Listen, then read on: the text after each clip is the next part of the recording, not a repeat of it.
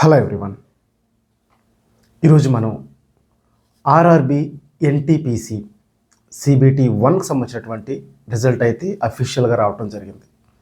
అలాగే మనకి RRB CBT 2కు సంబంధించినటువంటి ఎగ్జామ్ డేట్ అక్టోబర్ 3rd వీక్లో ఉంటుందని వాళ్ళు అఫీషియల్గా అయితే అనౌన్స్ చేశారు. సో అంటే మనకి ఈ రోజు నుంచి మనకి ఒక 25 రోజులు మాత్రమే ఎగ్జామ్ డేట్కి వాళ్ళు టైం అయితే ఇవ్వడం జరిగింది.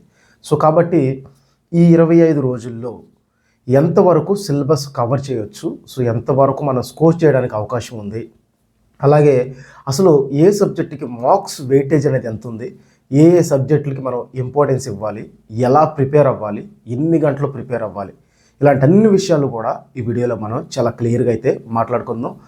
ఎవరు కూడా దీన్ని స్కిప్ చేయొద్దు. దీనికి ఏదైతే మనం ఒక ప్రాపర్ సిలబస్ అయితే చెప్తున్నామో ఇది దీనికి మాత్రమే కాదు, మనకి గ్రూప్ డీకి రైల్వేకి సంబంధించినటువంటి వేరే ఎగ్జామ్స్ కూడా అయితే మీకు చాలా హెల్ప్ అయితే అవుతుంది. ఇంక లేట్ చేయకుండా వీడియో అయితే స్టార్ట్ చేసుకుందాం. This is Sunil Pawar. Welcome to learning time Telugu. మనకి ఆర్ఆర్బి ఎన్టీపీసీ సిబిటి 2కి సంబంధించినటువంటి మార్క్స్ కనుక చూసుకుంటే 120 మార్క్స్కి అయితే ఎగ్జామ్ అయితే ఉంటుంది. దానిలో నుంచి మనకి జనరల్ అవేర్నెస్ నుంచి 50 మార్కులు, మ్యాథ్స్ నుంచి 35 మార్కులు, రీజనింగ్ నుంచి 35 మార్కులు అయితే ఉంటాయి. మొత్తం 120 మార్కులు ఎగ్జామ్ అయితే ఉంటుంది. దీనిలో అర్థమెటిక్ మరియు రీజనింగ్ కనుక చూసుకుంటే 35. ఇక్కడ ఒక పాయింట్ని మనం ఫస్ట్ క్యాచ్ చేయాల్సిన విషయం ఏంటంటే ఎన్టీపీసీ అనేది డిగ్రీ లెవెల్, అంటే మినిమం గ్రాడ్యుయేషన్ లెవెల్ ఉన్నటువంటి ఈ ఎన్టీపీసీ గ్రాడ్యుయేషన్ లెవెల్ అనేది. సో అందరూ కూడా రీజనింగ్ మరియు అర్థమెటిక్ ఏదైతే 35 మరియు 35 ఉన్నాయో అందరూ కూడా మ్యాక్సిమం స్కోర్నే చేస్తారు. అంటే ఒక 32 మార్కులు 30 మార్కులు అందరూ కూడా స్కోర్ చేస్తారు. ఎందుకు ఇది చెప్తున్నామంటే సిబిటి 1 క్వాలిఫై అయ్యారు అంటే ఎంతో కొంత వాళ్ళు నాలెడ్జబుల్ పర్సన్స్ అయితే మాత్రమే క్వాలిఫై అవుతారు కాబట్టి సో వాళ్ళందరూ కూడా దాదాపుగా ఈ మ్యాథ్స్ మరియు రీజనింగ్ అందరూ కూడా చేస్తారు. సో అంటే ఇక్కడ మనం స్కోర్ చేయడానికి కానీ అంటే అందరికంటే ఎక్కువ స్కోర్ని మనం స్కోర్ చేయడానికి కానీ ఇది కుదరదు. ఎందుకంటే మనకి 34 మార్కులు వస్తే మిగిలిన వాళ్ళకి 34 మార్కులు 33 32 మార్కులు వచ్చేస్తాయి. అంటే 1-2 మార్కుల కంటే ఎక్కువ మార్కులు మిగిలిన వాళ్ళకంటే ఎక్స్ట్రా మార్క్స్ మనం తెచ్చుకోలేం. సో అర్థమెటిక్ రీజనింగ్ అనేది common subject to the all, అందరికీ ఇంచుమించు ఒకే మార్క్స్ వస్తాయి. మరి మనం ఉద్యోగం వస్తుందా రాదా, క్రాక్ చేస్తామా లేదా, సెలక్షన్స్లో ఉంటామా లేదా అనేది డిసైడ్ చేసేది జనరల్ అవేర్నెస్. ఎందుకు జనరల్ అవేర్నెస్ అంటే కంపేర్ టు అర్థమెటిక్ రీజనింగ్ కంటే కూడా హార్డ్ సబ్జెక్టు జనరల్ అవేర్నెస్. ఎందుకు హార్డ్ అంటే huge amount of syllabus. So ఎక్కువ సిలబస్ ఉంటుంది. సో ఆ సిలబస్ అంతా కవర్ చేయటం అందరికీ కుదరదు కాబట్టి అందరూ కూడా 50కి ఒక 30 నుంచి 35 కంటే ఎక్కువ మార్క్స్ తెచ్చుకోవడానికి స్కోప్ ఉండదు. కాబట్టి కంపేర్ చేసుకుంటే అర్థమెటిక్ రీజనింగ్ అంటే జనరల్ అవేర్నెస్ అనేది కొంచెం మనకి టఫెస్ట్ సబ్జెక్ట్. సో కాబట్టి మనం ఈ జనరల్ అవేర్నెస్ని ఎంతవరకు దాన్ని తగ్గించి చదవడానికి అవకాశం ఉంది, ఎక్కువ స్కోర్ చేయొచ్చో మనం మాట్లాడుకుందాం. దానిలోకి వచ్చేసరికి మొదటిగా పాలిటీ కనుక చూసుకుంటే మార్క్స్ వెయిటేజ్ పాలిటీలో 5 నుంచి 6 మార్కులు ప్రతి షిఫ్ట్లో కూడా ఇస్తున్నారు. తర్వాత హిస్టరీ నుంచి కనుక చూసుకుంటే 8 నుంచి 10 మార్కులు మనకి ఎగ్జామ్ అయితే ఇస్తున్నారు. తర్వాత ఎకనామిక్స్ నుంచి చూసుకుంటే 3 నుంచి 4 మార్కులు, స్టాటిక్ జీకే నుంచి చూసుకుంటే 2 నుంచి 3 మార్కులు, కంప్యూటర్స్ వచ్చేసరికి 4 నుంచి 5 మార్కులు, అలాగే సైన్స్ వచ్చేసరికి 5 నుంచి 6 మార్కులు, అలాగే కరెంట్ అఫైర్స్ నుంచి మాత్రం చాలా బల్క్ అమౌంట్ మంచి నెంబర్ అయితే ఇస్తున్నారు. 15 నుంచి 16 వరకు అయితే దీనికి కరెంట్ అఫైర్స్ నుంచి ఇస్తున్నారు. అంటే మనకి డిసైడింగ్ ఫ్యాక్టర్గా మాట్లాడుకోవాలంటే కరెంట్ అఫైర్స్. తర్వాత ఫిజికల్ అండ్ వరల్డ్ జాగ్రఫీ గురించి 1 లేదా 2 ఇస్తున్నారు. అలాగే ఇండియన్ జాగ్రఫీ నుంచి 6 నుంచి 7 మార్కులు అయితే ఇస్తున్నాడు. సో ఇది మనకి జనరల్ అవేర్నెస్కి సంబంధించినటువంటి మార్క్స్ వెయిటేజ్. ఇప్పుడు మనం దీనిలో అసలు ఏ సబ్జెక్ట్ చదవాలి, ఏ సబ్జెక్ట్ని స్కిప్ చేయాలి, ఒకవేళ సబ్జెక్ట్ చదివితే ఆ సబ్జెక్ట్లో ఏ టాపిక్స్ని చదవాలో మాట్లాడుకుందాం. ఇప్పుడు మనకి హిస్టరీ నుంచి మనకి 8 నుంచి 10 మార్కులు ఇస్తున్నారు. సో 8 నుంచి 10 మార్కులు ఇస్తున్నారు అంటే మనకి చాలా ఇంపార్టెంట్ సబ్జెక్టు హిస్టరీ అనేది. దీనిలో మనం ఏన్షియంట్ హిస్టరీ గురించి మాట్లాడుకుంటే దీంట్లో ఇండస్ వ్యాలీ సివిలైజేషన్, అలాగే బుద్ధ మరియు జైనిజంకి సంబంధించినటువంటి టాపిక్స్, అలాగే మౌర్యాస్ డైనస్టీ, గుప్తాస్ డైనస్టీ, ఈ 4 టాపిక్స్ని ఇంపార్టెంట్గా తీసుకొని అంటే మేజర్గా తీసుకొని ఫస్ట్ దీని రిలేటెడ్ ఇండస్ వ్యాలీ కంప్లీట్గా చదవండి, బుద్ధిజం మరియు జైనిజం మొత్తం చదవండి, అలాగే మౌర్యాస్ డైనాసిటీ గురించి, గుప్తాస్ డైనాసిటీ గురించి బాగా చదవండి. బిట్స్ వీటి నుంచి ఎక్కువగా అడుగుతున్నాడు.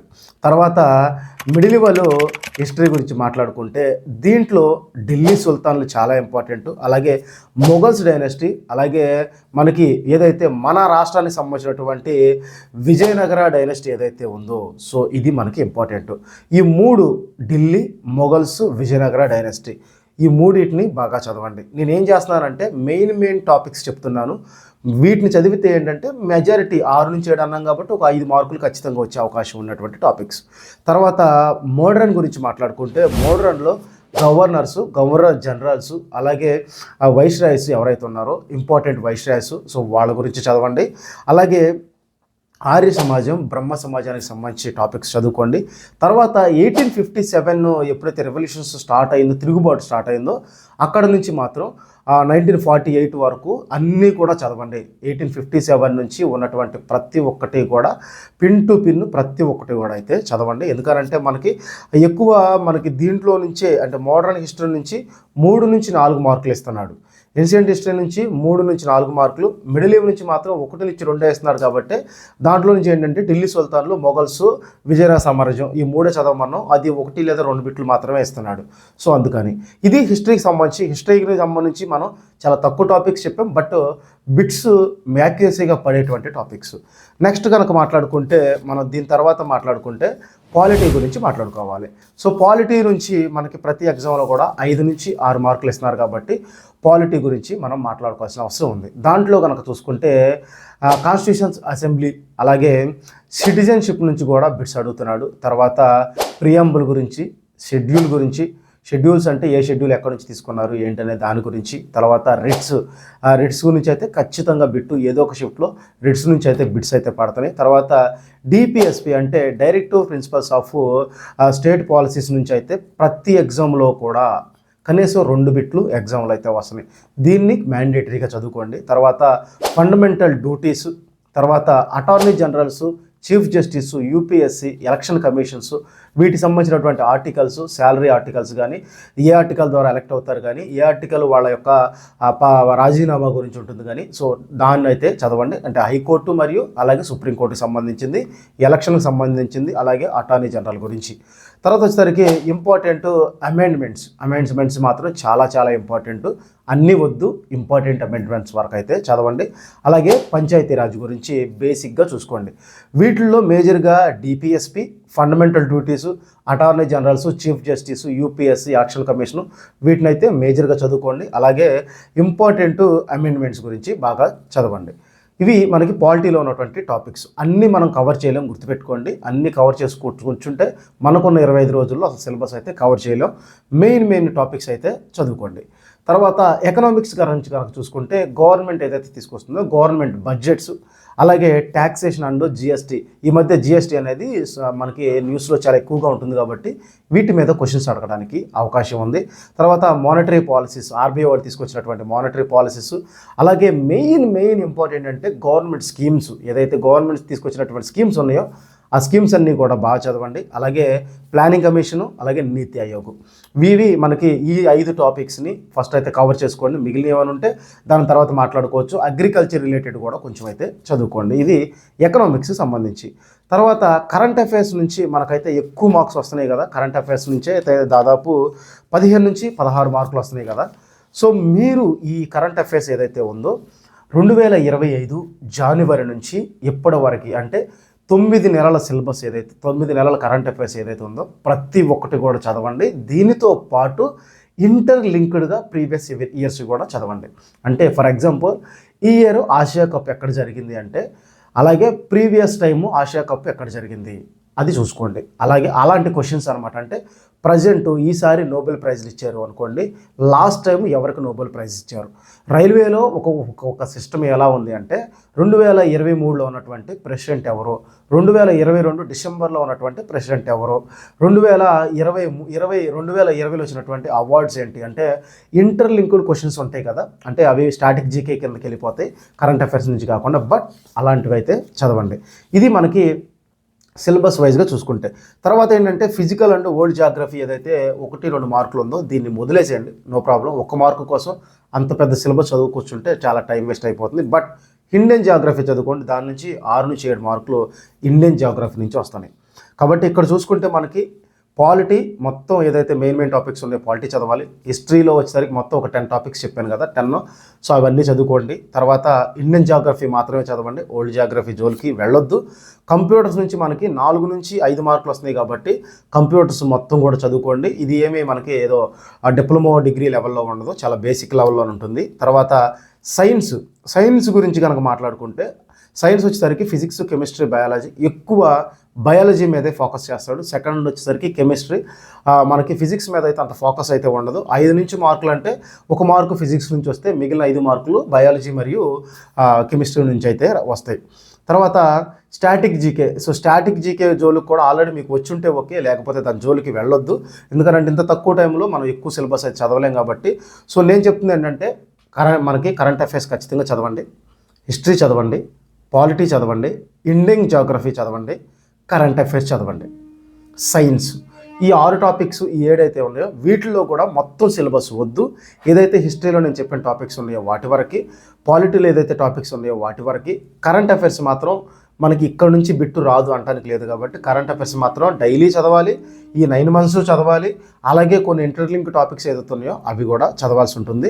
ఇండియన్ జాగ్రఫీ మాత్రం ఇండియన్ జాగ్రఫీ మాత్రం ఏది చదివినా ఏంటంటే కరెంట్ అఫైర్స్ రిలేటెడ్ క్వశ్చన్ అడుగుతాడు. ఇండియన్ జాగ్రఫీలో క్వశ్చన్ అడిగాడు అంటే రీసెంట్ ఈ 9 మంత్స్లో కరెంట్ అఫైర్ ఏదైనా జరిగితేనే ఇండియన్ జాగ్రఫీలో బిట్ వస్తుంది.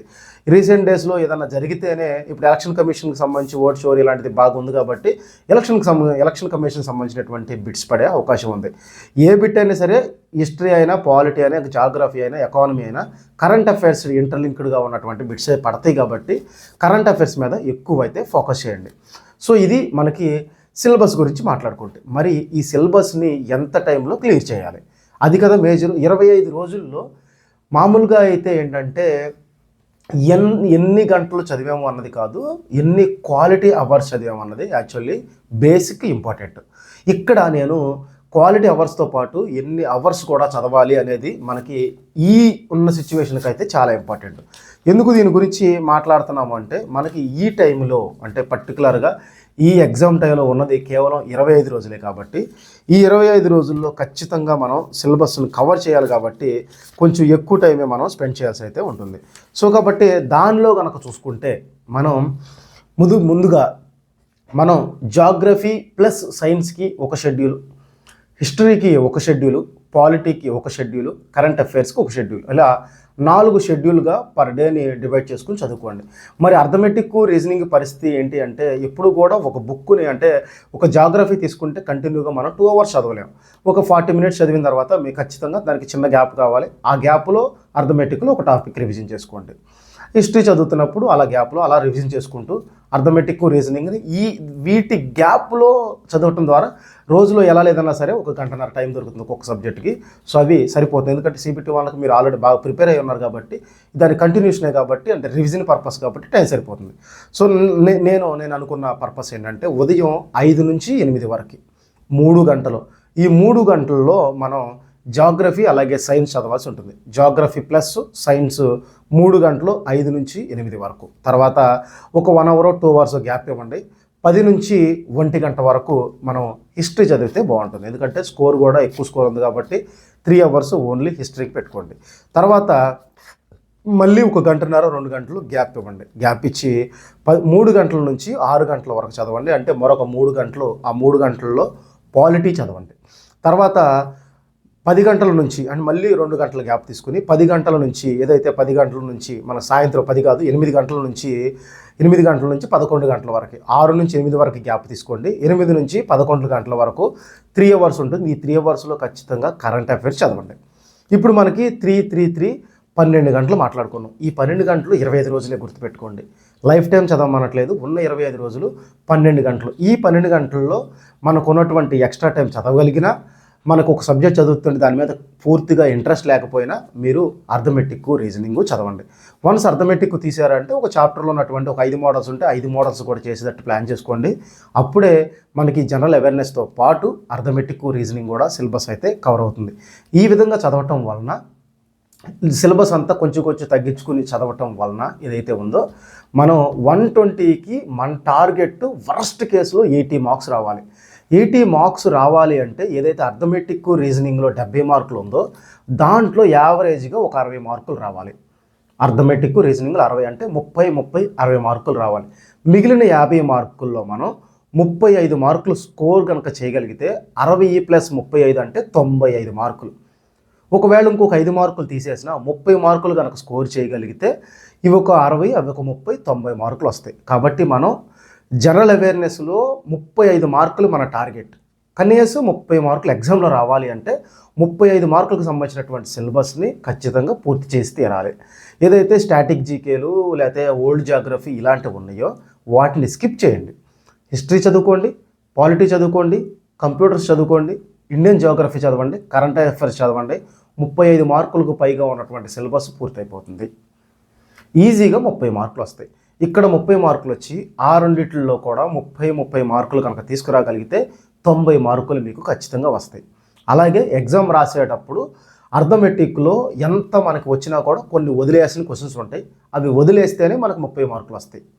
రీజనింగ్లో కూడా మనకి ఎంత బాగా వచ్చినా కూడా కొన్ని వదిలేసిన క్వశ్చన్స్ ఉంటాయి. అవి వదిలితేనే మనకు 30 మార్కులు వస్తాయి.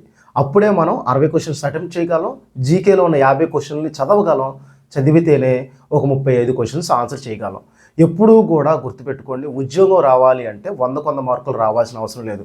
కనీసం 100కి 70 మార్కులు వస్తే ఉద్యోగం వచ్చేసింది.